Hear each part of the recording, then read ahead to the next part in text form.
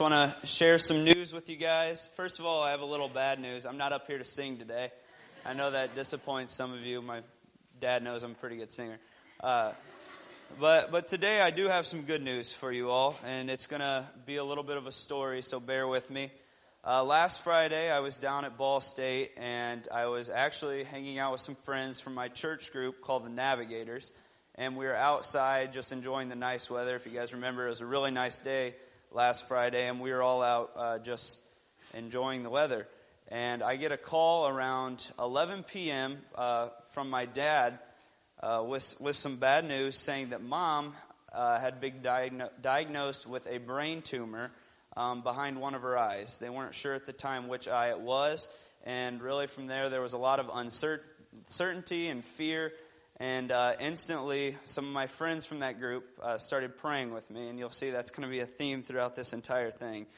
So Todd and Jill Landrum, some close friends to my family, came and picked me up at Ball State, and we arrived to the hospital around 1 a.m., where we were met by my dad, my mom, obviously, and then my grandpa, Dave, and Sue. And we sat there, and we instantly started praying. And there's a passage we went to right away that one of my friends from Navigators presented to me. It's a fairly common verse. I'm sure a lot of you have heard it. It's Philippians 4:6-7. It says, "Do not be anxious about anything, but in every situation by prayer and petition, with thanksgiving, present your requests to God. And the peace of God, which transcends all understanding, will guard your hearts and your minds in Jesus Christ." So this was a verse that stuck with us the entire process and really gave us a lot of hope and took a lot of the anxiety and nerves away. So as we didn't sleep at all Friday night, and we waited for a neurosurgeon to come in and tell us the news and how significant or serious this tumor was, if it was cancer, just a lot of different questions that we didn't know about. So Saturday morning, the neurosurgeon came in. His name was Dr. Young, a very bright guy, and he told us that Mom indeed did have a brain tumor. It was behind, they believed at the time, her right eye, and it was very significant. At the time, they thought it was about the size of a golf ball, and obviously, if you know anything about that, that's a fairly significant size for a tumor around the brain.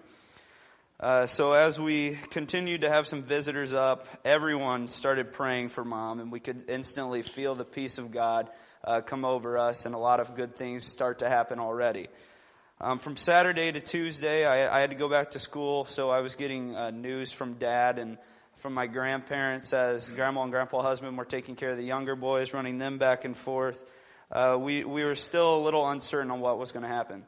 So Tuesday morning, another surgeon came in, a neurosurgeon came in and told us that Mom was indeed going to need a procedure, but he didn't want to be the guy to do it. He was very humble, and he put his ego aside and told us that if his wife were in trouble, he would send his wife to the surgeon in Indianapolis at St. Vincent Hospital named Dr. Pointer.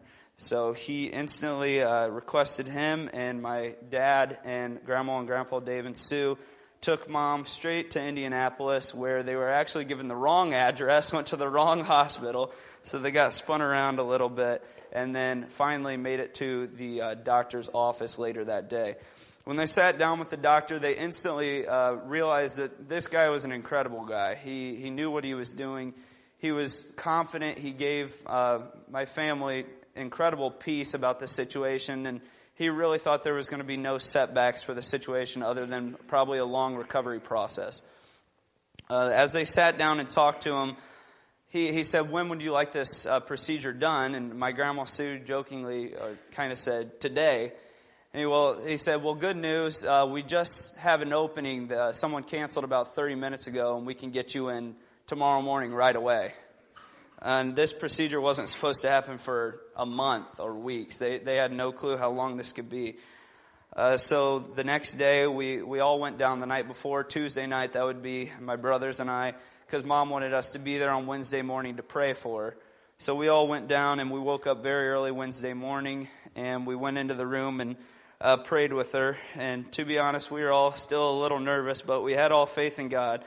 We were told that the procedure was going to last 6 to 7 hours, and that it was going to be significantly dangerous. I mean, anytime you're around that area, you could damage optic nerve, which they found out then it was behind her left eye.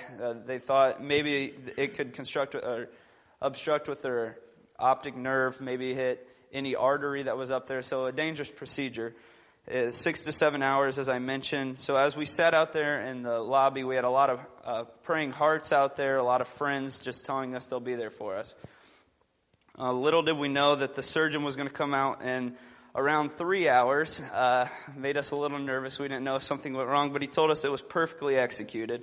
He got the entire tumor out. It didn't look like cancer. And he said that Mom would probably leave the hospital in 3 to 5 days. So instantly we went to God and prayed for prayed that the surgery went well, and it did. So we thanked him for that. So as we waited around to go see Mom, we finally got to talk to her, and I can tell you today that she's already home, and she's starting to recover. It only took 2 days for her to go from ICU, and then she came straight home. So it's really only a God thing. But from my family, we just want to look at you guys in the face and tell you thank you for everything you've done.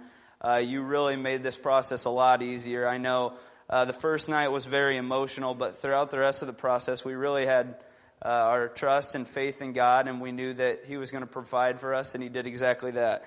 And one thing that I really learned from this situation, because personally I've been challenged to start praying with more intent and more purpose, and I realized there's nothing too big for God. If He can fix this, then you can pray for the small things, and He'll figure things out for you. But really, it was an incredible process. We had nurses, other patients, people on Facebook, strangers that have continued to pray for us and have given us a lot of hope. And we can say that Mom's at home. She's doing well.